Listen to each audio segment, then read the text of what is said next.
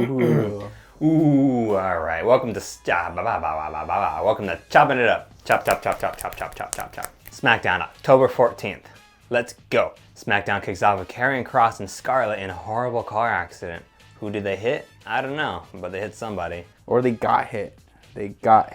Someone crashed into them. We don't know yet. They didn't specify. But after that, as soon as that, like they show Karrion Kross walking out, you see Drew McIntyre just continue to wail on him. So that just puts him on the suspect list. So Drew McIntyre saw Karrion Kross was down and just went for it. No remorse. Drew McIntyre's an animal. Did he do the thing where he closed the car door on him? Yeah, Drew McIntyre was about to like crush Karrion Kross's skull in the car door. He gets him right there. He's about to do it, but people stop him. Yeah, that's right. Drew McIntyre's about to commit murder. He's ready to kill. Mm-hmm. It's about time someone does it. Next, the New Day come out and they go ahead and try to remind.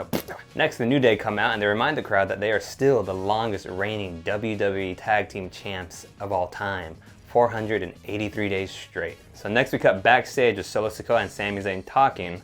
They're interrupted by Jay, who says, "You ready for this match? Don't lose like last time." Sami says, "Well, I could have won if you helped me." Like Jay says, like blah blah blah blah blah. They start arguing and bickering. And then eventually Sami Zayn brings up Roman Reigns and how he said he would agree with him. And then he gets a call from Roman. He goes, "Oh yeah, Roman? Hey, what's up?" And then Sami says, "Oh, Jay, he's right here." And then Jay starts trying to argue with Roman Reigns, but he gets put in his place pretty quick. He's like, "Yes, Tribal Chief." And then he hands the phone back to Sami Zayn. Sami Zayn and him are having a laugh. They have their own inside joke that Jay doesn't know about. So anyway, it's Jay's job this week to make sure Sami Zayn wins his match against Kofi Kingston. Yeah. Oh yeah, it was just a regular match, right? It just seemed like a regular match, and then like in like a middle match, it was like a botch where Kofi was trying to do like a little. It looked like a cannonball, kind of like whisper in the wind onto Sami, but it kind of missed him. Just went to his shoulder, and he just it looked like just Kofi just fell straight down without any support from Kofi. But yeah, that was pretty much only highlight. The match ended with a kind of roll up by Kofi, and then Jay kind of kicked Kofi into Sami, helping him get the pin, and that's what got the win for Sami. So yeah. Yeah, Jay actually worked together with Sami Zayn this time. Next up, we get a backstage little interaction between Triple H and Rey Mysterio. Rey Mysterio goes up to Triple H and he starts crying. You know, he's like, my son, he doesn't love me anymore. I don't want to hurt him. Even if it gets to the worst, I don't want to hit him. So I just feel like I'm done. And he starts, insinuating that he's gonna quit. And then Triple H is like, "Hey, hold on, come into my office. We'll talk things out." And next thing you know, they go into the office and who knows what will happen. It went to backstage with the women in the locker room. It was like Raquel and Shotzi with the NXT talent Roxanne. They were saying, "Oh, I'm gonna pick you, Raquel, as my, as an opponent to face Cora Jade in the Halloween Havoc thing, which is a pick your poison kind of match." And then Bayley walks in and is like, "Why are you choosing Raquel when you could be choosing me?" And then Roxanne says something offensive. And then Bayley wasn't having it. She's like, "Oh, meet me in the ring," and all three of them. They're gonna have a 6-woman tag later on. That's the best I could do. I'm sorry. Next up, we have Braun Strowman coming out to face his worst nightmare, 2 jobbers. Anyway, yeah, so Braun Strowman just absolutely destroys these guys as usual. He's just hitting them hard as heck.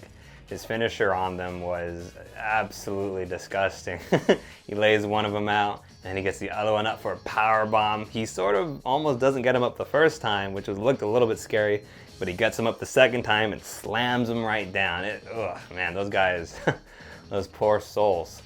But this match was more importantly to set up a feud between Braun Strowman and Omos. Omos? I don't know how to say his name. So during that match, Omos and MVP are walking through the audience to go ahead and watch his match.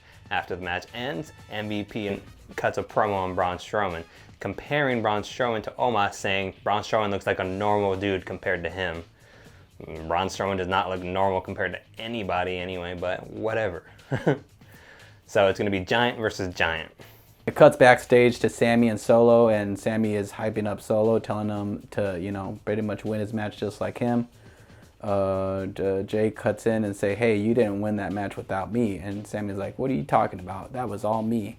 And, you know, Jay is like, what are you talking about? I helped you out. And then he starts telling Solo, he's like, right, Solo, it was all me, right? He's like, nah, I wasn't watching you. I was watching Sammy.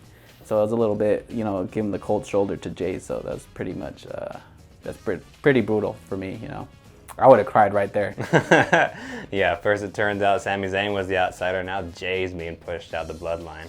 Oof. Hard to watch. Next we have the LA Knight against the Maximum Male Models. LA Knight comes out and has a match with one of them. I forget their names. Oh, it was one of them, huh? Yeah, it was only one of them. It wasn't a handicap match. Anyway, he has a match with one of them. I forget what his name is. It doesn't matter. LA Knight picks up the win with his finish to the BFT. This match didn't have too many highlights going out, but LA Knight grabs a mic afterwards and says he didn't do this just to fight the male models. He did this to put the whole locker room on notice. He's gonna kick everyone's ass. So the LA Knight is gonna go out on a rampage. I'm excited to see it happen. He's very charismatic on the mic. I like it. Oh, yeah. Next we had the women's how do you say that? Women's six woman tag match. Yes, yeah. Next we had the women's 6 woman tag match. All right, cool.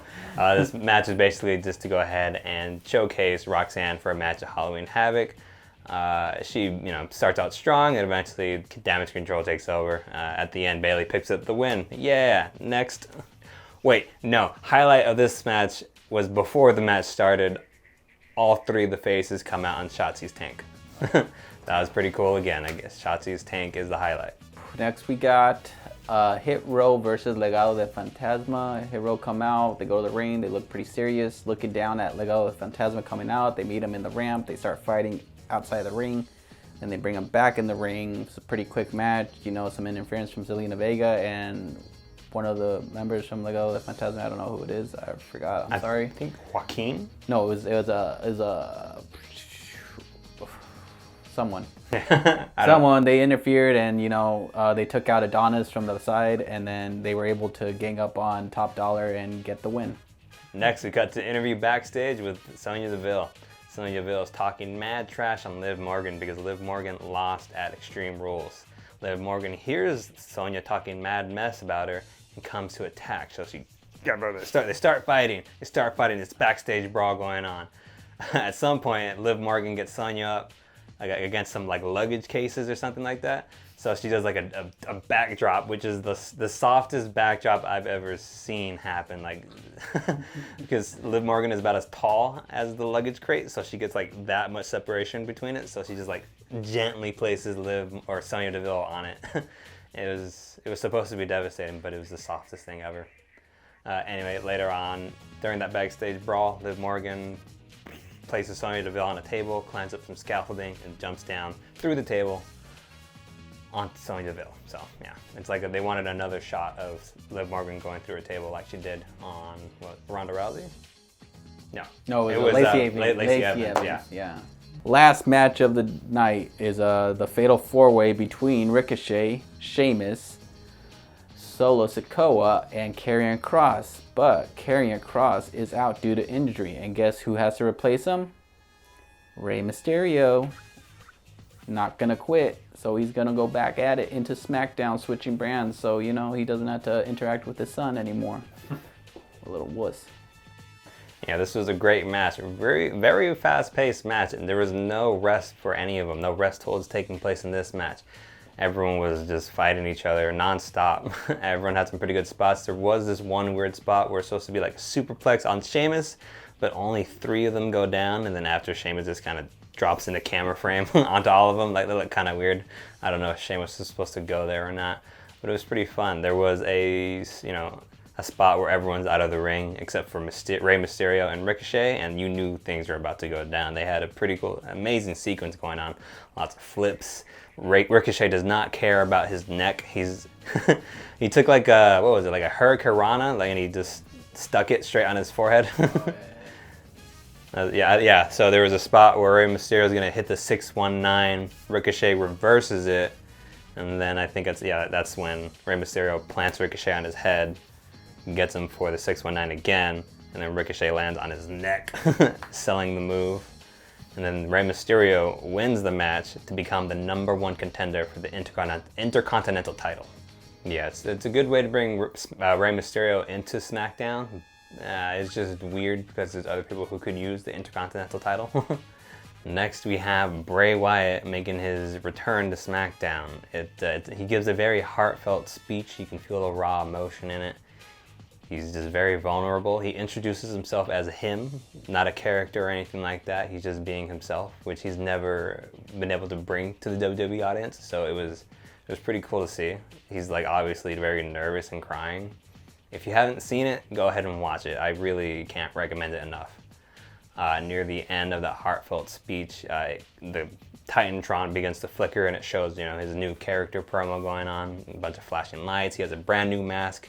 He has a brand new symbol, which is like an upside down moth skull thing. So that's pretty cool. That brings SmackDown to an end. It was a very amazing promo. I don't know if you call it a promo, really. It was just like a speech he gave. Kind of like just basically speaking to the audience, well, one to one, kind of. I really felt it right here, so yeah, it's a good one. Yeah, I really say you go watch it. It was great. After you watch this video. Yeah, you don't get too many moments like that in wrestling where someone's speaking from the heart. Yeah, go watch it. Anyway, that's the end for Chopping It Up this week, SmackDown edition. Tune in next time. Chop, chop, chop, chop, chop, chop, chop, chop.